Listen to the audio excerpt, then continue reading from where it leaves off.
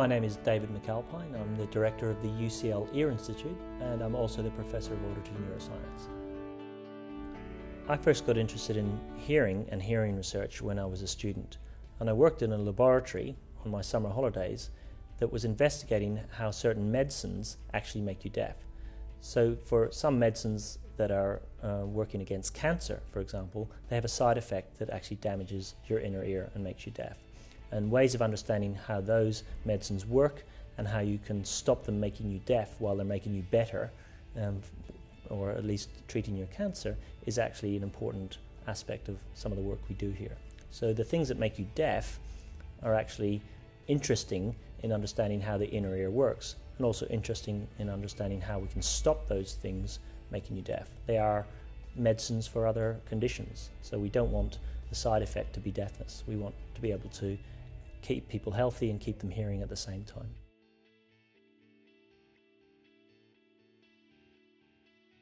So we obviously need our ears to hear, but actually we hear with our brain, not just our ears.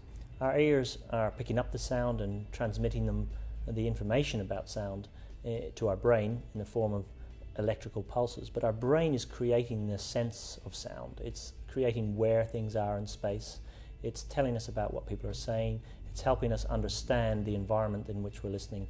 And our brain is one of our major organs for hearing, not just our ears.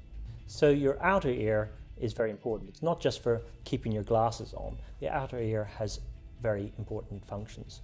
One is to help you hear sounds that are quiet, so it acts like a radar dish, if you like, and picks up quiet sounds. And the other is to help you tell where sound sources are located, above you or beneath you.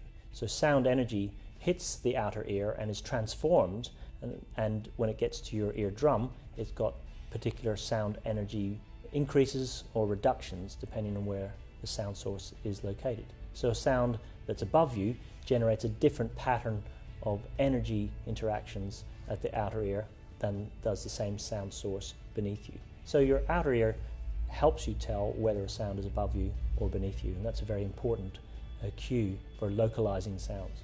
The middle ear is an air-filled space with several bones in it that transmits sound from the outside world to your inner ear. And the inner ear is a snail shell coiled structure inside that essentially contains all of the sensory cells and neurons, the nerve fibers that actually transmit sound to your brain.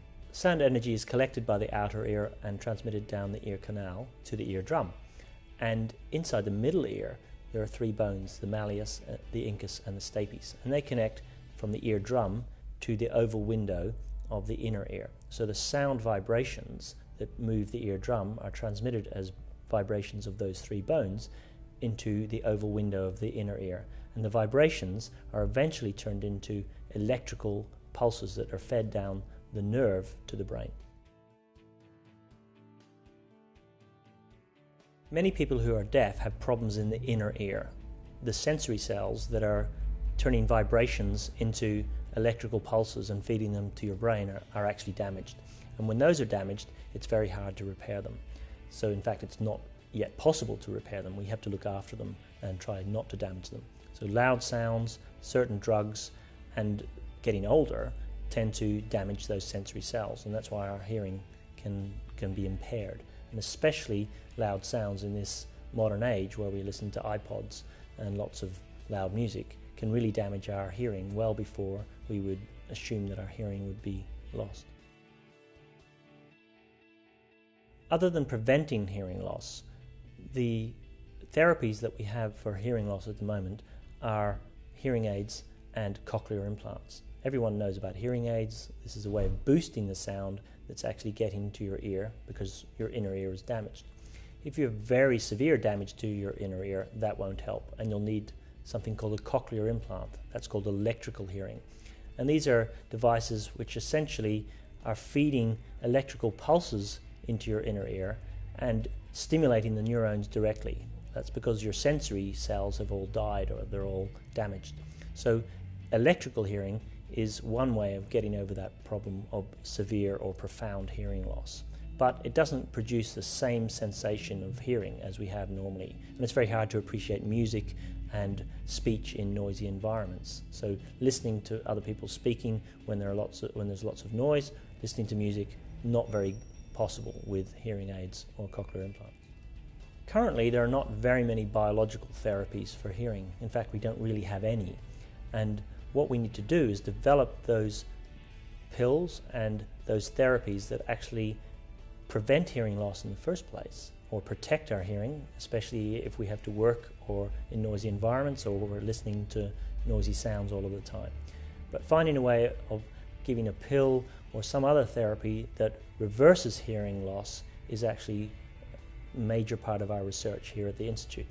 And many people around the world are looking for those sorts of therapies and pills that will essentially prevent hearing loss or restart hearing if you've actually lost it. As a scientist, I would like to invent something that turned down the volume of the sound automatically so that it didn't damage our hearing. Often we don't know when a sound is damaging our hearing, and if we had some device that actually could detect that and turn down the volume of the sound even at our ears, then we would protect ourselves from hearing loss in the first place.